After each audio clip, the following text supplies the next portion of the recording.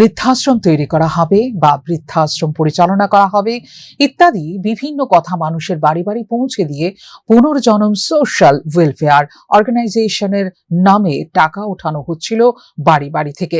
ঘটনা সম্পর্কে সন্দেহ তৈরি হলে দশমী ঘাট ক্লাবের সচিব সহ কয়েকজন সদস্য সংশ্লিষ্ট সংস্থার কর্মী বলে পরিচয় দানকারী এক যুবককে আটক করে।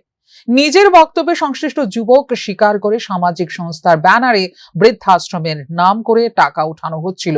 যদিও বৃদ্ধাশ্রম যে নেই সেই বিষয়টাও কিন্তু সংশ্লিষ্ট যুবক অকপটে স্বীকার করে নেয়।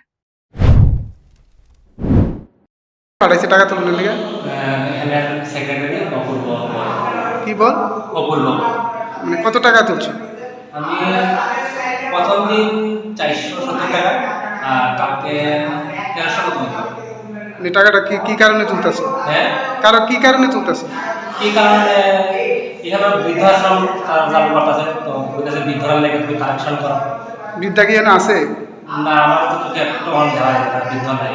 তারা বলতেছে আইব কবে আইব, এটা তো আমি শিখতে যাই না। আমার তো খারাপ লাগছে যে বৃদ্ধ নাই, মানুষের টাকা তুলতে আনবো, যদি থাকতো এই একটা ধরনের কথা আছে না, বৃদ্ধ আছে এখন বৃদ্ধ নাই, আমারও কেমন লাগে।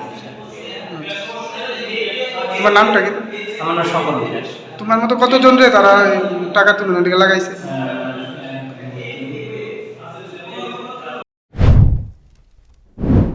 স্বাভাবিকভাবেই এইভাবে সাধারণ মানুষের আবেগ কাজে লাগিয়ে বৃদ্ধাশ্রমের নামে সামাজিক সংস্থার ব্যানারে এই নতুন প্রতারণা নিয়ে ব্যাপক প্রতিক্রিয়া তৈরি হয়েছে এবং দাবি উঠছে উপযুক্ত তদন্তক্রমে প্রয়োজনীয় ব্যবস্থা গ্রহণ করা হোক। ফিউরো রিপোর্ট, নিউজ নাও।